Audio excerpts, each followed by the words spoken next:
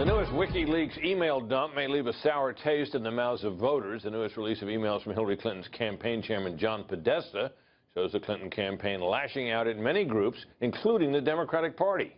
Fox News chief national correspondent Ed Henry has the story. Hillary Clinton campaigns publicly on a theme of stronger together. I am reminded of what my friend Michelle Obama advised us all. When they go low, you go high. Except a flood of emails suggest that in private, her advisors like to tee off on everyone, from Catholics to Latinos and Southerners. And as another 2,000 hacked emails emerged today from John Podesta's Gmail account, we also learned about behind-the-scenes infighting and outright hostility within Clinton's own inner circle. When New York City Mayor Bill de Blasio praised Bernie Sanders during the Democratic primary and again hedged on his eventual endorsement of Clinton, campaign manager Robbie Mook lashed out, writing, quote, "Wow, what a terrorist." Clinton's communications director, Jennifer Palmieri, piled on, responding, "Told you so." And Podesta also set his sights on one of Clinton's other closest advisors, Sid Blumenthal. Podesta ripping Blumenthal to a friend. Sid is lost in his own web of conspiracies. I pay zero attention to what he says. Beyond the inside baseball, Clinton aides actually slammed various segments of the electorate, including progressives and other voters they need to turn out next month. Clinton advisors called supporters of Bernie Sanders self-righteous whiners. Podesta, meanwhile, fired off an email telling aide Huma Abedin that Clinton needed to reach out to some, quote, needy Latinos, like party leader Bill Richardson. All on top of Palmieri's email with anti-Catholic comments, and Clinton's own crack about half of Donald Trump's supporters being a basket of deplorables. This WikiLeaks stuff is unbelievable. It tells you the inner heart. You got to read it, and you got to maybe get it because they're not putting it out. One person the Clinton camp appears to have good rapport with is Attorney General Loretta Lynch, who oversaw that nettlesome FBI investigation of Clinton's server that ultimately led to no charges. In the run-up to Lynch's confirmation hearings, Abedin boasted of Clinton's rapport with Lynch, telling Palmieri she knows Loretta, not an extremely close relationship and don't remember last time they connected, but continued, regardless, definitely a cordial relationship. Yet in September 2015, Clinton staffers seemed to strike a negative tone on their own candidate. After an interview with NBC's Andrea Mitchell about the email server, some staffers expressed relief about Clinton doing better than they expected. In an email chain titled "She Rocked It," Palmieri wrote, "I actually cried a little bit with relief."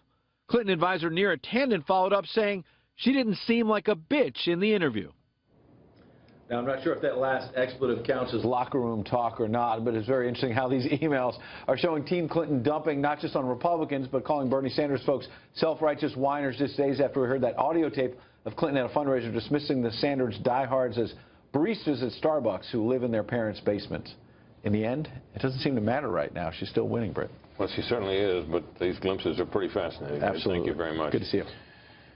Here now with their reaction to the whole WikiLeaks dump is our nightly political panel. Byron York, chief political correspondent at the Washington Examiner, and Bill Kristol, editor of the Weekly Standard. Gentlemen, it seems from our poll that the reaction to the WikiLeaks matter is not hurting Hillary Clinton in anything like the same way that these recent revelations about Donald Trump have. What do you think about them, Bill? Well, it's not clear why they should. I mean, it's reassuring if you're a moderate that they think Bernie Sanders supporters are self-righteous whiners and that, you know, that she's not too enamored of the left wing of the Democratic Party. And otherwise, it's a bunch of politicos being politicos, honestly. I mean, I don't think there's much there that would change a voter's mind. Well, a lot of this is just kind of fun gossip. They refer to their base as the Red Army, which is kind of amusing. The things they say about Sidney Blumenthal are amusing.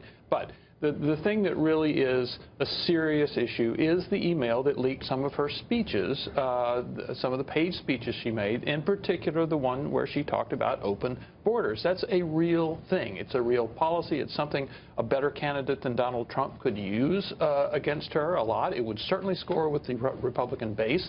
Plus the other speech in which she basically said, I have a private position on things and a public position on things. Those two things were actually damaging, one on a position, the other on an attribute of honesty.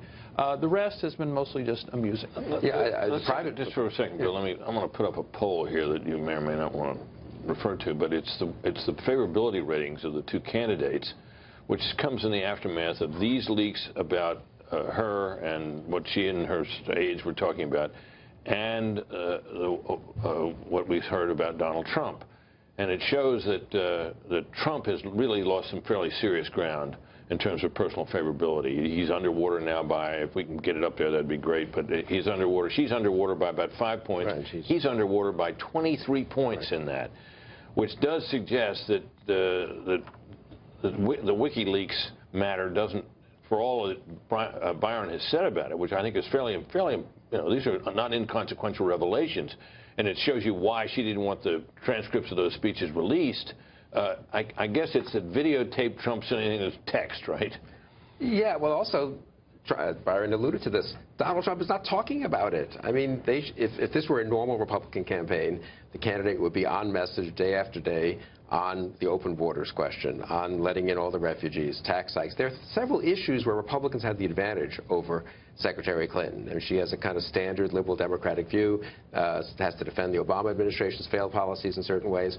But you don't hear much about that because Donald Trump is busy attacking the women who have criticized him and attacking the media and attacking the establishment and so forth. And the other thing is, I do think people do have a sense that, I don't know if they have a sense or not, but the WikiLeaks thing is kind of astonishing that we're sitting here talking about it. WikiLeaks is not, in my view, a reputable organization. I mean, they've been leaked, so of course we're going to talk about them. They seem to be not doctored documents. It is a little although we may not approve of the process, and we may think, as the Clinton camp claims, that Russia's behind all this, which has become their basic line of defense. Hey, this is Russia. Russia's a bad guy, therefore you should doubt these. But they haven't, to my knowledge, they haven't criticized or disputed the authenticity of a single one of these. No, I agree with that. But Donald Trump, I think, if he wished to talk about them, should probably preface talking about them by saying he doesn't approve of foreign governments meddling in American elections. But now that we know what Hillary Clinton really thinks about immigration and other issues, you can't ignore it. Yeah.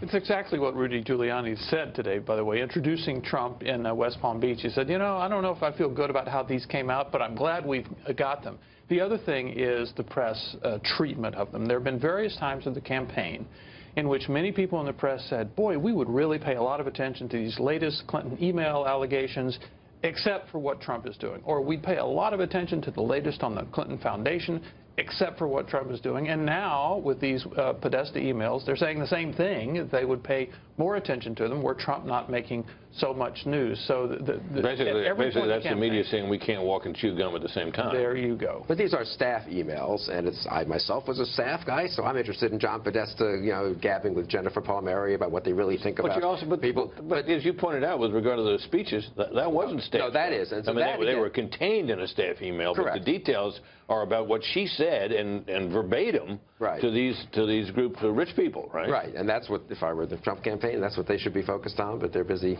doing other things. And those audio tapes and the audio tape and then the women coming forward is more dramatic, obviously, than some speech she gave to Wall Street Group 3 years ago. It is almost too perfect, though, for the tape come out describing a kind of action toward women, and then women come forward and say, he did that kind of action on me, 4 of them at about the same time.